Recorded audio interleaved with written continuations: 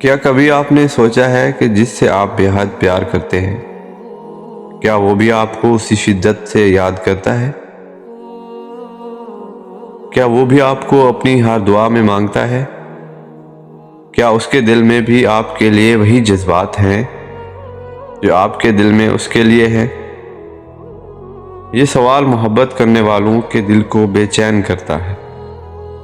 رات کے اندھیروں میں، سجدے کی قوت میں، یا کسی بے نام سیاحت میں، وہ بھی مجھے دعا میں مانگتا ہوگا۔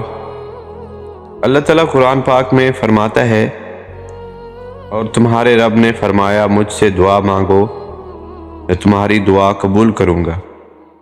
یہی وہ لمحہ ہوتا ہے جب ایک سچا دل اللہ کے حضور جھک جاتا ہے اور کسی کو مانگنے لگتا ہے۔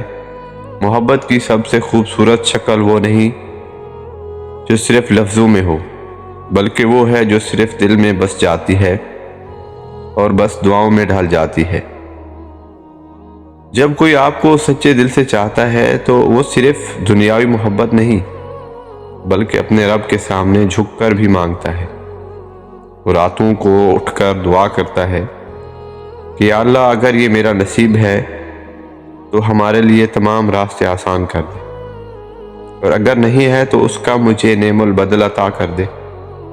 اللہ تعالیٰ نے قرآن پاک میں فرمایا، ہو سکتا ہے کہ تم کسی چیز کو ناپسند کرو اور وہ تمہارے لیے بہتر ہو، اور ہو سکتا ہے کہ تم کسی چیز کو پسند کرو اور وہ تمہارے لیے بری ہو، مگر اللہ جانتا ہے لیکن تم کچھ نہیں جانتے۔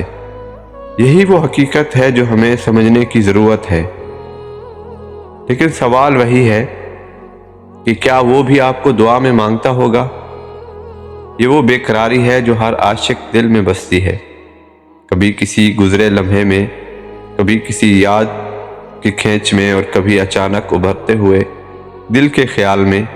اس سوال چپ جاتا ہے، اور اگر آپ کے نصیب میں ہے تو یقین کریں وہ بھی آپ کے بارے میں کبھی نہ کبھی سوچ چکا ہوگا۔ کسی رات، کسی دعا یا کسی قوت میں اس نے بھی آپ کا نام اپنے رب کے سامنے لیا ہوگا۔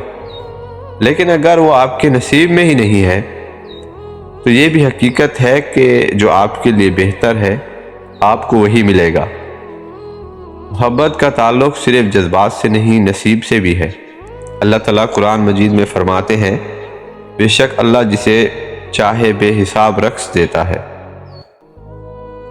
کبھی کبھار ہم کسی کو بے حد چاہتے ہیں مگر وہ ہمارا مقدر نہیں بن سکتا، اور جو ہمارے لیے لکھا ہوتا ہے کسی نہ کسی راستے سے ہماری زندگی میں آ ہی جاتا ہے۔